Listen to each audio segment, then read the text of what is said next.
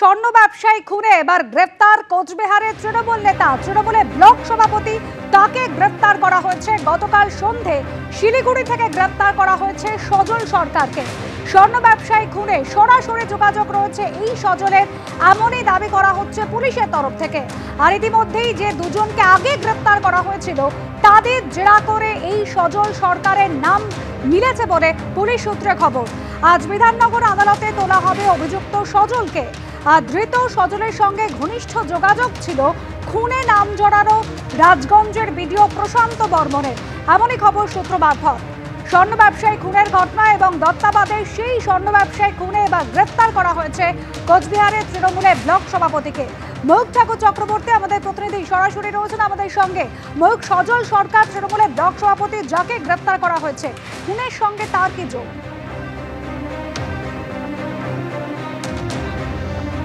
দেখো, ইতিমধ্যে বিধাননগর কমিশনারেটের তরফ থেকে যেটা বলা হচ্ছে যে দুজন অভিযুক্তকে এর আগে তারা গ্রেফতার করেন। একজন হচ্ছেন বিডিওর কলকাতার গাড়ির চালক এবং আরেকজন অভিযুক্ত তুফান থাপা, যিনি বিডিওর ঘনিষ্ঠ, যিনি কন্ট্রাক্টরের ঠিকাদারের কাজ করেন। এই দুজনকে জিজ্ঞাসাবাদ করে পুলিশ আধিকারিকরা যেটা জানতে পারেন যে 6 জন ঘটনাস্থলে ছিলেন। তার আগেও একাধিক প্রত্যক্ষদর্শী তারা জানিয়েছিলেন যে 5 থেকে 6 জন নৃশংসভাবে এই দত্তাবাদের স্বর্ণ ব্যবসায়ীকে মারধর করে খুন করে। এর তদন্ত পুলিশ আধিকারিকরা এগিয়ে নিয়ে যাচ্ছিলেন এবং ভিডিওর যোগ ক্রমশ জোরালো হচ্ছিল। এই জায়গাতেই কোচবিহার 2 এর তৃণমূলের ব্লক প্রেসিডেন্ট সজল সরকার, তাকে পুলিশ আধিকারিকরা অ্যারেস্ট করলেন। গতকাল সন্ধ্যাবেলা শিলিগুড়ি থেকে কোচবিহারের দাপুটে তৃণমূল নেতা সজল সরকার, বাহুবলী নেতা, তাকে কিন্তু পুলিশ আধিকারিকরা অ্যারেস্ট করেছেন, এমনটাই বিধাননগর কমিশনারেটের তরফ থেকে বলা হচ্ছে। এবং এই সজল সরকারকে কেন অ্যারেস্ট করা হলো?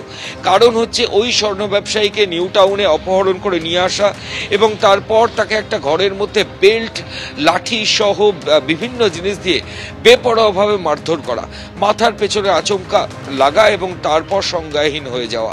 এই গোটা প্রক্রিয়াতে দুজন অভিযুক্ত যারা ইতিমধ্যে অ্যারেস্ট হয়েছেন তারা কিন্তু বলেছেন যে সজল সরকার সেই সময় ঘটনাস্থলে ছিলেন এবং তিনিও মারধর করেছিলেন। ঘটনার পর তিনি কলকাতা থেকে এয়ারপোর্ট হয়ে বাগডোগরার ফ্লাইট নিয়ে উত্তরবঙ্গে চলে যান। কিন্তু পুলিশি তদন্তে ইতিমধ্যেই যে সিসিটিভি ফুটেজ এবং প্রত্যক্ষদর্শীদের স্টেটমেন্ট পুলিশ আধিকারিকরা পেয়েছেন, তাতে কোচবিহারের এই দাপুটে তৃণমূল নেতার নাম কিন্তু সামনে চলে আসে। এরপরই খুন, অপরাধমূলক ষড়যন্ত্র, অ্যাবডাকশন বা অপহরণ এবং তার সঙ্গে তথ্য প্রমাণ ধ্বংস, এরকম মারাত্মক সেকশনে এই তৃণমূল কংগ্রেসের কোচবিহার 2 এর ব্লক প্রেসিডেন্টের নাম রয়েছে এবং তাকে পুলিশ আধিকারিকরা অ্যারেস্ট করেছেন। আর কিছুক্ষণের মধ্যেই তাকে বিধাননগর আদালতে পুলিশ আধিকারিকরা তুলবেন। ফুল টার্ম পুলিশ কাস্টাডির জন্য পুলিশ আধিকারিকরা আবেদন জানাতে পারেন। ইতিমধ্যেই দুজন অভিযুক্তকে 12 দিনের হেফাজত তদন্তকারীরা পেয়েছেন। আজকে সজলকে কোর্টে তোলা হচ্ছে এবং পুলিশের তরফ থেকে বলা হচ্ছে যে এই চক্রের সঙ্গে আরও বেশ কয়েকজন ইনভলভ রয়েছে যারা এই মারধরের ঘটনার সঙ্গে জড়িত। সজলকে ইন্টারোগেট করে বাকি কারা কারা ছিল সেই পুরো তাদের নামের তালিকা পুলিশ আধিকারিকরা রেডি করবেন এবং তাদেরকে গ্রেফতার করা হবে। একেবারে ময়ূক, এর আগেও স্বর্ণ ব্যবসায়ীর পরিবারের সদস্যরা তারা কিন্তু অভিযোগ করেছিলেন যে ঘটনার দিন আরো বেশ কয়েকজন ছিলেন। আর এবার সেই স্বর্ণ ব্যবসায়ী খুনের ঘটনায় শিলিগুড়ি থেকে গ্রেফতার করা হয়েছে কোচবিহারের তৃণমূলের দাপুটে নেতা, তৃণমূলের ব্লক সভাপতি সজল সরকারকে। একেবারে স্বর্ণ ব্যবসায়ী খুনের সঙ্গে সজল সরকারের সরাসরি যোগাযোগ রয়েছে, এমনই দাবি করা হচ্ছে পুলিশের তরফ থেকে। ইতিমধ্যেই যে দুজনকে আগে গ্রেফতার করা হয়েছে, যাদের 12 দিনের পুলিশ হেফাজতে নির্দেশ দেওয়া হয়েছিল, তাদের জেরা করা হয়েছে এবং সেই জেরাতেই উঠে এসেছে এই তৃণমূল নেতার নাম। ধৃত সজলের সঙ্গে ঘনিষ্ঠ যোগাযোগ ছিল এবং খুনে নাম জড়ানো সেই রাজগঞ্জের বিডিও প্রশান্ত বর্মনেরও। এবার গ্রেফতার করা হলো তৃণমূলের ব্লক সভাপতিকে।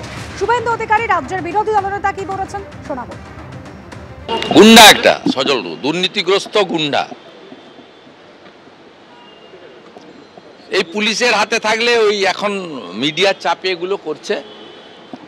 আলটিমেটলি নয় হসপিটালে শুয়ে থাকবে পার্থর মতো, সকালবেলা স্যান্ডউইচ খাবে, দুপুরবেলা মটন খাবে, সন্ধ্যাবেলা ইলিশ মাছ খাবে, অসুবিধা কিছু নেই। এদের প্রত্যেকের প্রোটেক্টর হচ্ছে মমতা ব্যানার্জি এবং তৃণমূল কংগ্রেস। মমতা ব্যানার্জিকে না সরালে এরা জেলখানা কি জিনিস জানবে না, আইন কি জিনিস জানবে না, সংবিধান কি জিনিস জানবে না। এবং এই যে গুন্ডাগর্দি বেপরোয়া, লোককে তুলে এনে খুন করে দেওয়া যায়, যা খুশি করা যায়, এগুলো সম্ভব। কারণ তারা তৃণমূল কংগ্রেস করে, তাদের মাথায় মমতা ব্যানার্জির হাত রয়েছে। পুলিশ কিছু করবে না, এটা তারা ভালো করেই জানে।